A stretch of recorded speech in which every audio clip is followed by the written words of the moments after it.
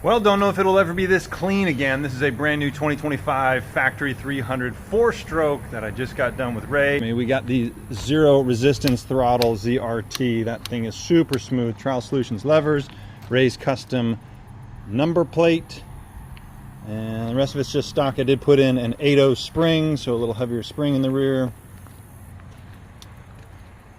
Put on an hour meter. And we are ready to rip. And of course, my bar risers. Just gonna break this in on the demoralizer. If you're not familiar with the demoralizer, here it is, this little hillside that goes up into the trees, provides plenty of challenge around the trees, tons of turns. I always get a ton out of my time riding with Ray. And coming down there to Tennessee to pick up the 4-stroke and getting at least an afternoon to ride with him was no exception.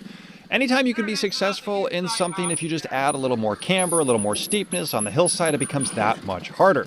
So Ray's showing me some specific lines and I'm giving it a whirl on my bike as well. Now, it happens to the best of us. Sometimes you get caught. In this instance, he was just leaning on the bars a little too much. Now, granted, he didn't have the same amount of warm-up time that I did. He was just showing me a line, but this is challenging. Getting up this hill is a lot steeper than it looks, and so I just bail off to make sure I don't go tumbling back down the hill, which actually kind of happened later. I'll show you that here in just a moment. But first, I want to talk about Ray's body positioning, keeping all that traction on the rear tire. It's almost a floater as he goes over those type of hillsides. And then this little float right down here. The control that is demonstrated right here, because the front tire is just going to wash out as the hillside kind of fades away right in here, right there. Super control floater. You notice this tire just went up and over that neck log before driving up. I tried to replicate the same thing. Did not have as much success, as you shall see. Now, this little micro floater was so important that the clutch just barely be released and not roll too far forward with the bike. So this is something I'm trying to use my body to have a lot of control, and I wind up running the front tire into this next log, bonk, and then I get thrown off center. But I still try and go for it, which was a mistake. I should have gotten more power from below. Had to bail off, run down the hill. Thankfully, I did not tumble. And thankfully the bike didn't tumble either. The rear fender did take a nice bending right there, but it did not break.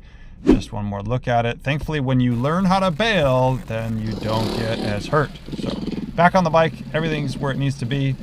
The video was actually a 4K and I tried to compress it down to 1080p, but sorry for some of the pixelation here.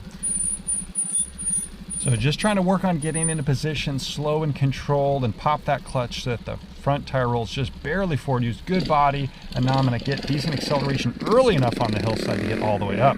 One thing I've noticed with this 4-stroke is its excellent ability to get traction, especially when compromised situations, just so much torque. Now, back at home, just working on some turning drills and really being centered on the bike, trying to get comfortable with the acceleration, the throttle, the way everything works together.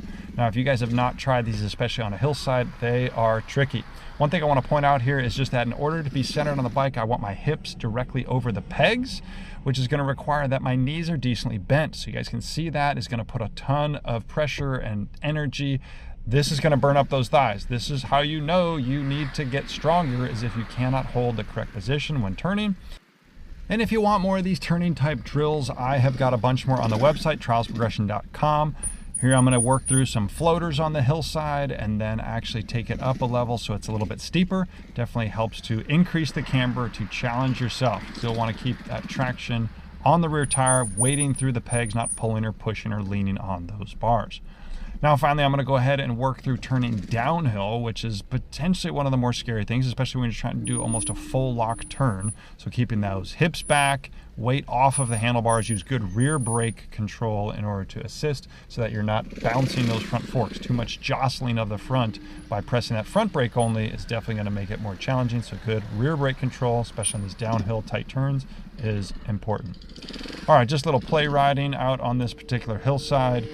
I encourage you guys ride cambers. This is definitely how I get more accustomed to a particular motorcycle, and that's what I'm working through in this first week of having the 4-stroke. I've got about 10 hours on it now, and another aspect that I want to talk about specifically is jab zaps. So instead of doing a typical zap, this is going to be a single blip zap with no clutch.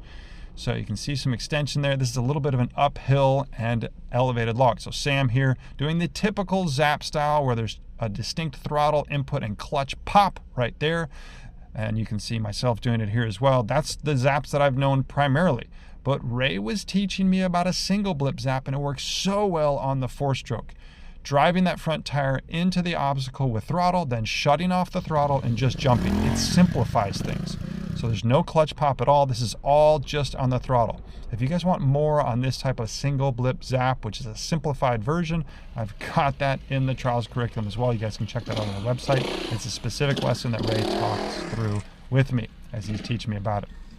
All right, just some section practice here in my little woods. I definitely want to incorporate some riding that's going to challenge me for a variety of different terrains. So in addition to working on getting used to the bike and the 4-stroke and the way the power is delivered, I'm also trying to increase the density of practice sections. So get more turns, more obstacles, everything just tighter. And as soon as I get done with that uphill floater, I immediately got to get control of the bike and then work on this downhill slanted right-hand turn. So these are some of the things that I've been enjoying and noticing on the first week of the 4-stroke, just the power difference, working on those single blip zaps, and then starting to work through section riding. Thankfully, the beta platform, super familiar with it. It's got the same turning and ergonomics as the 200 that I had. So I will be releasing even more videos as relates to the 4-stroke and my thoughts on it, but I thought I'd get you guys this inside of the first week. I've got about 10 hours on it, and I'm really enjoying it so far.